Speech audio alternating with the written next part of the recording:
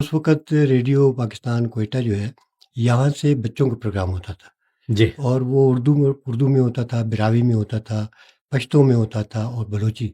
इस सारी ज़बानों में अलग-अलग दिन जो है उनके ये प्रोग्राम हुआ करता था। जी, तो मैं अक्सर जो है वो बच्चों के प्रोग्राम में जाया करता था।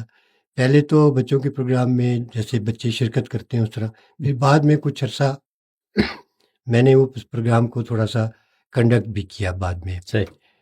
तो उस इस तरह बचपन से ही उससे वाबस्तगी है हुँ, और अब तक भी है क्योंकि उसके बाद जब मैं मज़ीद पढ़ पढ़ रहा था तब भी हमारा ताल्लुक उससे इस तरह रहा कि कॉलेज मैगज़ीन प्रोग्राम होता था, हुँ, हफ़्ते में 1 दिन इतवार के दिन और उससे अब्दुल समद दुरानी साहब जो थे वो कंडक्ट करते थे। जी, बड़े मशहूर ब्रॉडकास्टर थे वो और उनके प्रोग्राम में हम जाया करते थे ये कॉलेज मैगज़ीन प्रोग्राम में। फिर इसी तरह जो है फिर मेरा एक बहुत तवील अरसा तक ताल्लुक़ रहा उनके न्यूज़ रूम से। क्योंकि न्यूज़ जो है मतलब मैं समझता हूँ कि जो क्वेटा का न्यूज़ रूम था वो तालिब इल्मों के लिए, स्टूडेंट्स के लिए एक समझें कि उनको एक वज़ीफ़ा देता था बाकायदा कि आप वहाँ काम करते थे और अपने तालीमी अखराजात जो है वो उससे पूरे करते थे। तो एक तवील अरसे मैं वहाँ पे रहा, वहाँ पे यानी पढ़ने के बाद भी जब मैं बाकायदा वहाँ पे अ, ट्रांसलेशन जी और हाँ, न्यूज़कास्टर ये अच्छा। ट्रांसलेशन का काम होता था। मैं ट्रांसलेशन हुँ, करता हुँ, था, हुँ, न्यूज़ उनका खबरनामा बनाता था। जी, तो फिर उसके बाद ये था कि जो रेडियो से क्योंकि थी वाबस्तगी थी तवील, तो फिर जब मैंने अखबार जॉइन कर लिया बल्कि पहले एक दफ़ा पहले तो टीवी जॉइन किया था, उसके बाद फिर मैं अखबार में आ गया। तो उस वक़्त भी उसके बावजूद भी मैं वहाँ पे जाकर ये न्यूज़ रूम में काम किया करता था।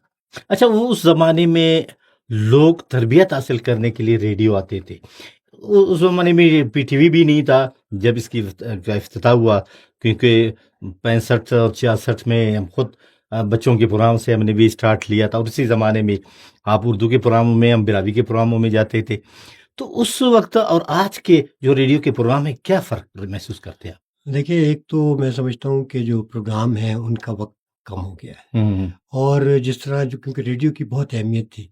आप ये देखें कि रेडियो के गेट में कोई चला जाता था हुँ, और उसके बाद वो उसका सिक्योरिटी पास बन जाता था, वो अंदर चला जाता था। जी, तो बड़ा फ़ख्र महसूस करता था कि मैं रेडियो से आया रेडियो हूँ में आज। हाँ जी, रेडियो बिल्कुल। पाकिस्तान के दफ़्तर में मैं गया था आज और मैंने स्टूडियो भी देखा। हुँ, मैं उन लोगों से भी मिला जो कि प्रोग्राम करते हैं, जिनकी हम आवाज़ सुनते हैं। हुँ, हुँ, जिसमें क्वेटा में जो है वो ड्रामा होता था क्वेटा के स्टूडियो से और क्वेटा के स्टूडियो से बहुत सारे प्रोग्राम उसमें जो है वो गीतों भरी कहानी इसी हुँ, तरह और बहुत सारे जो सकाफ़ती प्रोग्राम थे वो होते थे और इंटरव्यूज़ होते थे। जी, आप देखेंगे अगर पुराने आहंग आप रिसाले निकालेंगे तो उसमें आपको यहाँ के इंटरव्यू भी मिलेंगे जो मुख्तलिफ़ शख्सियात के जो है वो इंटरव्यू होते थे। मुझे याद है कि एक इंटरव्यू आबिद रिज़वी साहब अल्लाह ताला उनकी मग़फ़िरत करे, वो इंटरव्यू कर रहे थे एक पाकिस्तान के मशहूर पहलवान थे असलम हुँ, भूलू बिरादरान में से।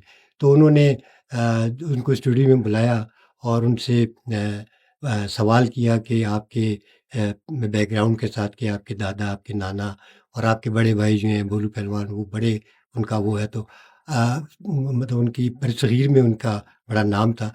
तो आपका फ़न कुश्ती के बारे में क्या ख़्याल है? हुँ, तो इतना लंबा सवाल का जवाब उन्होंने दिया कि चंगा चंगा ख़्याल है, चंगा ये ख्याल कहा।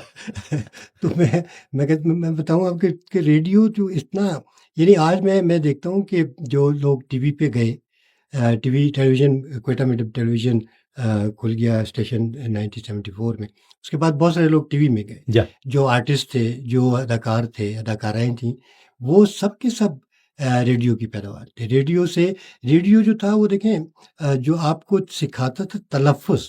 हुँ, हुँ, आजकल आप सुनते हैं लोगों का जो तलफ़्फ़ुज़ है, बल्कि लोग तलफ़्फ़ुज़ की बजाय उसको तलफ़्फ़ज़ भी कह देते हैं। तसव्वुर तलफ़्फ़ज़ भी बिल्कुल। कह देते हैं। तो